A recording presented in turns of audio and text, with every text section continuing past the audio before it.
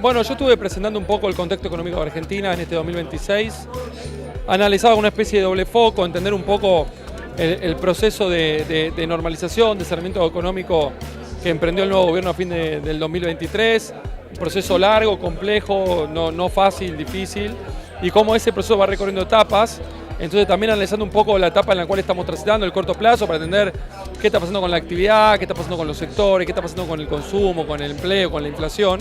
Y particularmente donde está el sector de real estate, en la cual yo mostré una especie de divorcio, con un mercado inmobiliario que está mostrando cierto dinamismo en escrituras, en la actividad, en precios, que convive con un sector de la construcción que sigue con niveles de actividad bajos, con márgenes deprimidos, con recuperación anémica, y todo eso hace un poco a la particularidad y a la heterogeneidad de esta economía argentina que transita en 2026, en el cual todavía hay que seguir trabajando mucho para seguir saneando, estabilizando, normalizando esta economía. Con respecto a ese mercado que vos hablamos del mercado hoy de inversiones.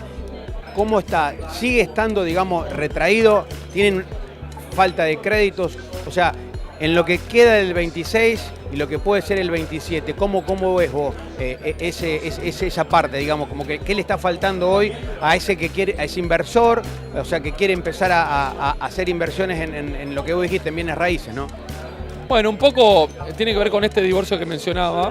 Vos tenés un mercado inmobiliario del usado que está ya en una fase para mí ascendente del ciclo. Hay precios que están al alza, ya vemos más 10, más 15, más 20% en los últimos 2 años, con niveles de ejecutación muy elevados, que de la mano de una estabilización que debería seguir avanzando y una expansión del crédito, yo veo un mercado inmobiliario que va a ser muy atractivo, pero del usado, pero que convive con un mercado del nuevo para desarrolladores y por ende para inversores, en la cual el costo de reposición está todavía sintiendo ahí un tema de las velocidades de corrección de precios relativos, en la cual el dólar que teníamos en el gobierno anterior, libre, a plata de oro, que estaba en la zona de 4.000, 4.500 pesos y dejaba un costo de construcción extremadamente barato, hoy está dejando un costo de construcción, digamos, encarecido fuertemente por el tipo de cambio.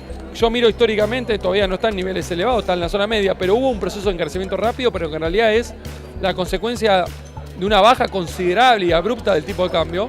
Está dejando poco margen para el desarrollador, porque el costo de reposición, el costo del desarrollo nuevo, tiene un precio todavía no convalidado con el usado. Entonces, la mano de obra alta todavía.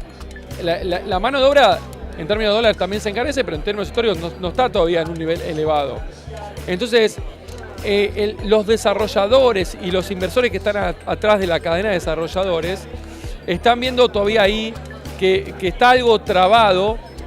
Por eso la actividad de la construcción está saliendo mucho más lento y todavía no recuperó los niveles de caída, de hecho está muy abajo, que tiene que ver con las secuelas de estas distintas velocidades a las cuales se mueven los precios relativos de la economía.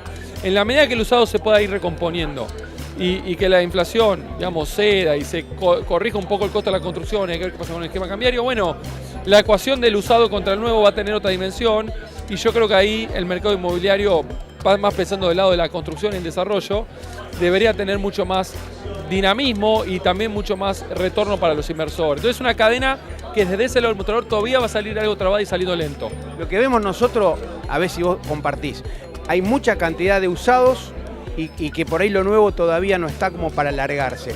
¿Vos ves que la posibilidad de que salga ese usado, que los desarrolladores puedan meterse en el mercado del usado, comprar y convertir y reciclar, por así decir, un nombre y salir a competir con el usado?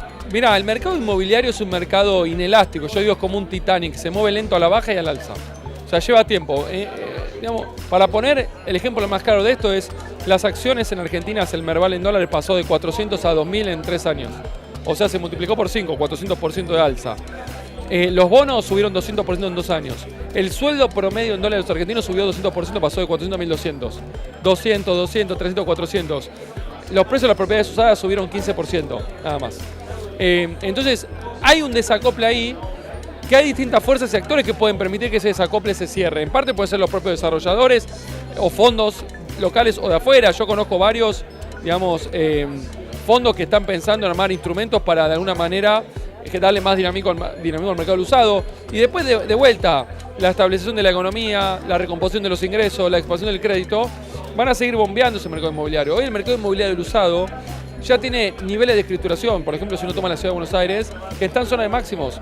Veníamos de 20.000 escrituras en el 2020, veníamos de 30.000, 40.000 escrituras en el 2023. Hoy estamos en 60.000 escrituras año.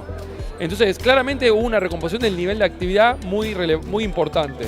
Y esto es lo que explica por qué el precio, que estuvo bajista desde el año 2018 hasta el año 2023, está ya en una fase expansiva. Con todavía mucho recorrido por delante, porque es un Titanic, porque es lento, es inelástico.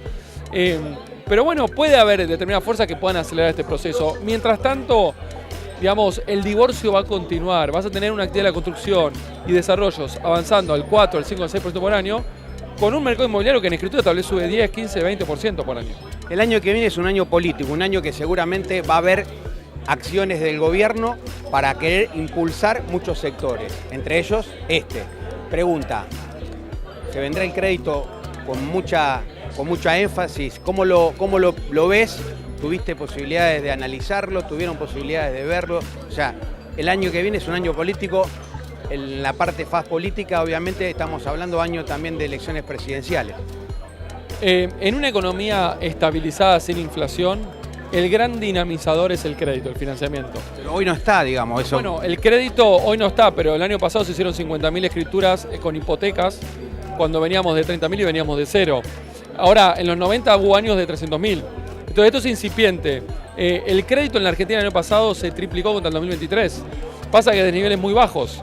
Entonces, vos todavía tenés un largo recorrido alcista en términos de expansión del financiamiento del crédito.